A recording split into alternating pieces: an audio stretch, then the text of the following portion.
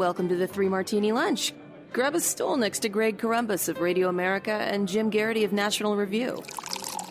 Three Martinis coming up. It is Monday, and we're glad you're here on the Three Martini Lunch. Your stool is ready for you. We've got good, bad, and crazy martinis here. And Jim, I have to give you credit. This is a very creative framing of our good martini today. This is not necessarily what you would normally want in our good martini here, but nonetheless, Jim sees a positive development in how Minneapolis is going insane here. This is from WCCO, the CBS affiliate in Minnesota. The Minneapolis City Council voted unanimously today, meaning Friday, to begin the process of finding a new model for safety in the city in the aftermath of the death of George Floyd and the ensuing civic unrest. The council's resolution calls for community engagement and research over the span of a year. They say that would include community discussion, healing, and reconciliation. Quote, the city council will commence a year-long process of community engagement, research, and structural change to create a transformative new model for cultivating safety in our city. Jim, that word salad sounds delicious, but as you see it here, they're playing this out. This isn't, police are gone tomorrow. We don't want you people doing your job starting Monday at 8 a.m. or something like that. You figure that this is more bureaucratic than knee-jerk in some ways. For those of us who have watched politics for a very long time, what is the ultimate way for a politician who is caught in a difficult situation and has a thorny issue where no solution is going to make anybody happy? What is the go-to move when you are in a position of responsibility and you find yourself in that caught between a rock and a hard place? My fellow citizens, I'm calling for the establishment of a blue ribbon commission to study the issue and come back to us with best practice recommendations. It's a way of punting. It is a way of kicking the can down the road. It is a way of delaying making a decision. And of course, the other thing which makes blue ribbon commissions useful, it's a way of deferring responsibility. For a long time, the classic example of this was entitlement reform, where your basic options were we can either cut benefits, raise taxes, some combination of both. Those of us who are the free market minded might say, individual accounts might be a good idea. But most of those ideas are very unpopular. So the way politicians could say is, well, I'm going to have a blue ribbon commission. It's never a yellow ribbon. They've all come home. It's never any other color ribbon. It's the blue ribbon. It's the very best. The best of the best will study it and they'll give us recommendations. And then, theoretically, it creates cover for the politician to say, well, look, even if you don't like the idea, this blue ribbon panel of experts says that this is the right expert. Well, the new blue ribbon commission is, quote, a year-long process of community engagement, research, and structural change. This is their way of saying, we insist upon defunding the police, but we have no idea how to make that work. They recognize they can't do this tomorrow. They recognize that there's no structure in place. No, by the way, as we discussed last week, if you want to do the Camden model, well, then you're not actually defunding the police. What you're doing, you could argue you're reforming the police. What you're doing is deunionizing the police. You're eliminating certain perks. And you are actually expanding the size of the police, which, those of us who, there are quite a few people who might say, oh, okay, when you said defund the police, I didn't know you meant expand the size of the police force. That sounds like the opposite. I'm on board with that. So anyway, I think this is the moment where the Minneapolis City Council hit reality. And they suddenly like, oh, wait, if we actually go ahead and do this, we have no idea what replaces it. And we end up with something like, Bartertown in Seattle. So they've decided this is a way of buying themselves a year. And we'll see what the public attitudes are in a year. In a year, they may have legislation. If it ends up being something like Camden, I think there are a whole bunch of people across the spectrum who might say, okay. Certainly hasn't been conservatives insisting the police unions have to stay in place. Certainly hasn't been conservatives saying, no, what we need are more and stronger public sector unions. So I look at this and I see this is a quiet surrender on their part. This is a way of kicking the can down the road and hoping that a year from now, they can make some sort of milder reform and, the public will either not notice or not be nearly as upset with them for accepting some sort of compromise that keeps a police force in some form on the streets of Minneapolis. Jim, you've heard of beer summits, right? We have now coffee mug politics. Minneapolis City Council Vice President Andrea Jenkins saying, quote, we have to be concerned about the unity, the safety of the city of Minneapolis. This is our moment. This is our time. So in the words of my coffee mug, let's make it happen. Does the coffee mug actually make anything happen? In the words of my coffee mug, world's best boss. Is that what we're doing? Our hot coffee mug slogans? Okay. I guess so. Now we got to figure out, what sugar and creamer and what all those metaphors. In the words of my coffee mug, caution, hot. All right, Jim, let's keep talking about the police, because one of the first things that they did in Minnesota was end the relationship between the Minneapolis Police Department and the schools. No more resource officers. Then the city of Portland, no surprise, got on the bandwagon. They've ended their relationship with the police and school resource officers. Now it's Denver. In a unanimous vote Thursday night, this is the Denver CBS affiliate, the Denver Public Schools Board of Education agreed to remove school resource officers from schools. The vote ends the district's contract with the Denver Police Department. According to the resolution, DPS will reduce the number of school resource officers by 25% before the end of this year and will remove all school resource officers from schools no later than June 4th, 2021. DPS Superintendent Susanna Cordova tells CBS4 the vote is final unless the board proposes and votes on something different down the line. Over at U.S. News and World Report, which still exists apparently, they say school districts across the country are considering eliminating contracts with local police departments and ending the use of school resource officers, meaning that these three cities could be the tip of the iceberg, Jim. And this seems highly irrational.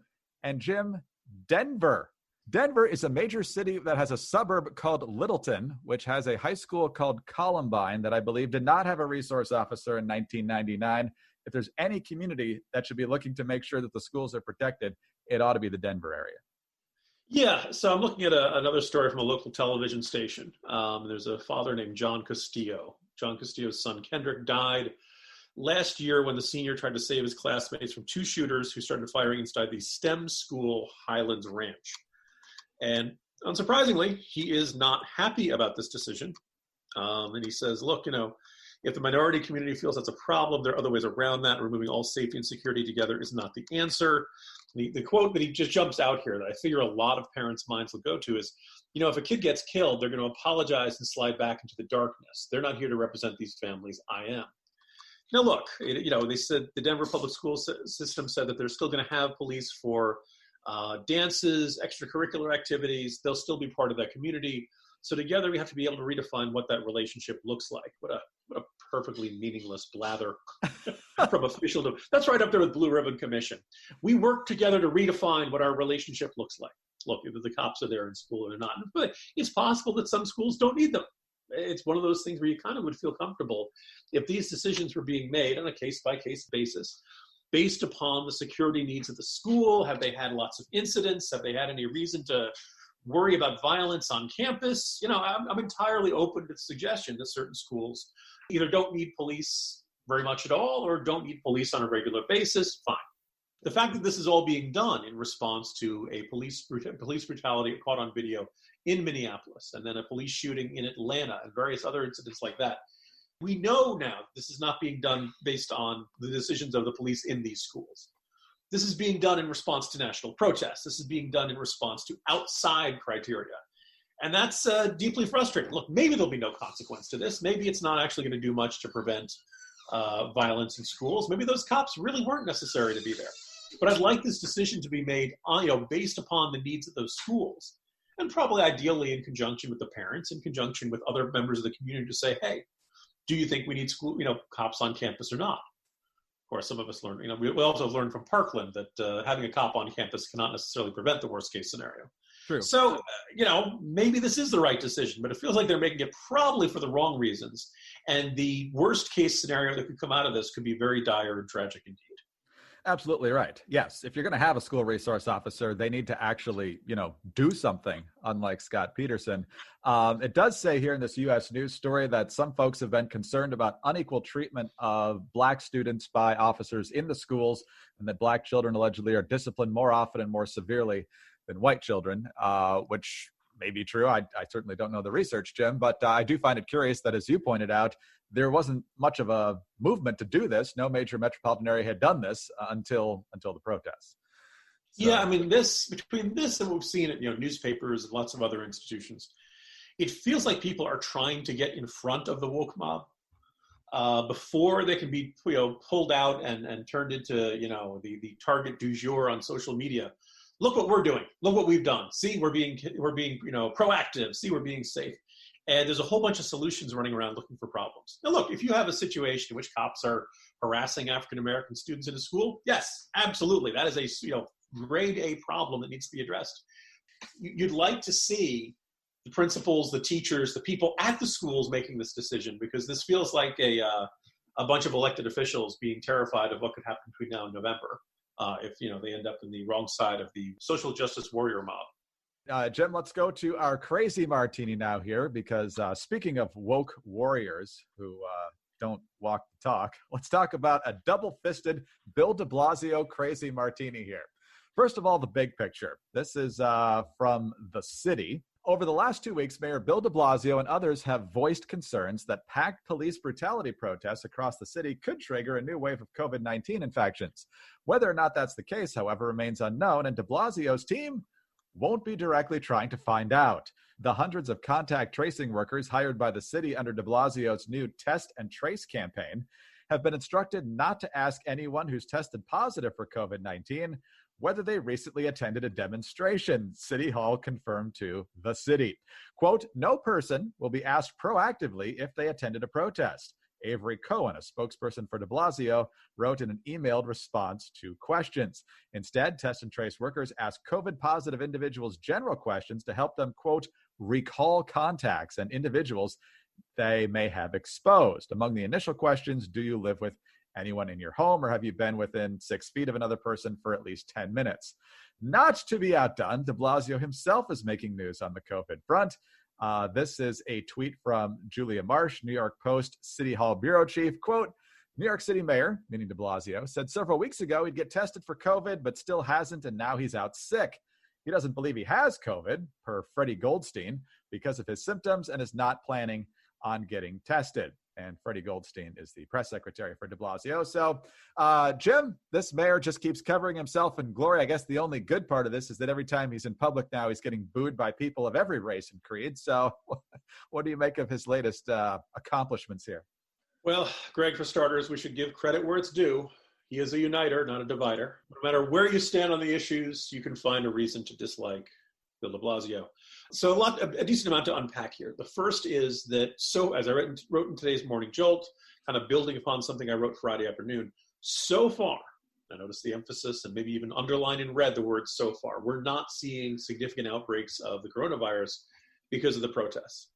And, the first, you've seen, and I try to keep track of, there are a couple of cases, you got a police officer tested positive here, protesters here and there, National Guardsmen here and there. But if you look at the cities where they had significant large crowds, and ones that certainly I looked at, I was like, oh, that looks like a really bad sign. And then other folks like Anthony Fauci said, yeah, these are the kind of crowds where the virus can spread more easily. We haven't seen a huge spike in these cities. And there's been some testing that's going on. The University of Washington did some testing of folks up in Seattle. Fewer than 1% of the 3,000 protesters they did came back positive. Good sign. Over in Minneapolis, they did about 500 some tests, 1.4% infection rate. So far, it looks like, whether you want to credit it to enough people wearing masks, the fact that most of the protesters are probably on the younger side, sunlight, being outside, whatever reasoning you want to say there, okay, it's not spreading there so far based upon what we've seen. Remember, the incubation rate is about 5 days, and the median stretches out to about 14 days in the most extreme cases. So far, we are not seeing a significant outbreak, at least based upon the first week or so of protests, and that's good news. However, this assumes that city health officials in these places are looking for positive tests from protests. And look, this is not happening in a vacuum. We had several weeks of the end the lockdowns protests, which we were assured by many voices in the media that was killing grandma. These were unbelievably reckless, et cetera, et cetera. And then the George Floyd protests began.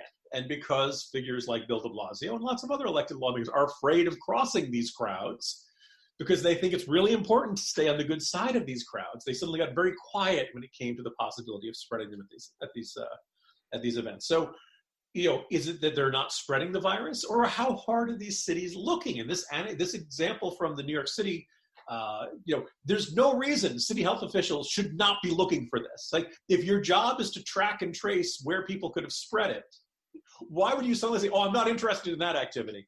What's that? You're around a lot of people and shouting and singing and you're within 6 feet, that has no interest to us whatsoever. It's ridiculous. It's very transparent that de Blasio is afraid of finding this. But again, to give credit where it's due, if you want to say, good heavens, Bill de Blasio is being unbelievably reckless with his city policies. Greg, he's not being a hypocrite because he's being incredibly reckless with his personal policies as well. He himself is willing to ignore health. Again, we don't know what his symptoms are. Maybe he's got some symptom that's completely different from this. But it is a little bit unusual. And when an elected leader says, I'm going to get tested, weeks passed and he hasn't gotten tested. I mean, if it wasn't Bill de Blasio, we'd be surprised by that, wouldn't we, Greg? But by this point, we're like, yeah, okay, he's probably breaking into the YMCA and doing his workouts too, for all we know. Oh, man. At least he's been consistently awful.